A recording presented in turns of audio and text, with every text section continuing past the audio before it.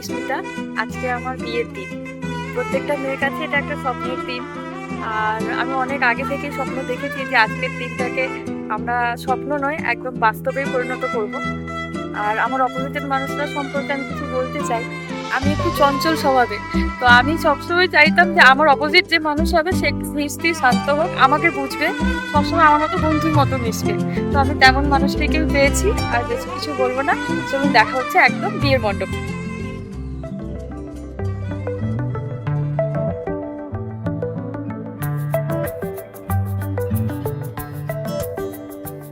লুকোনো ডাকনাম একটু মাখলাম, দু চোখে আঁকলাম রামধনু।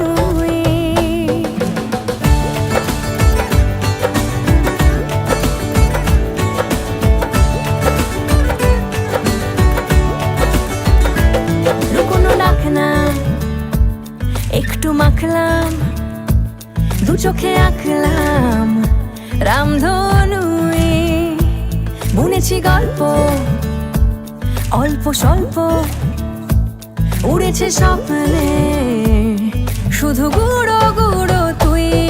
আমি সোনার কাঠি ছুঁই নাকি রূপ কাঠি ছুঁই, আমি জানি না কিছুই কাকে ছুঁই।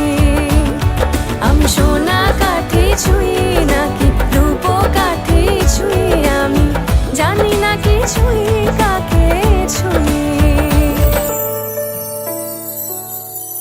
চুপি চুপি তাই ইশারা পাতাই, খুঁজে খুঁজে দেখি নিজেকে।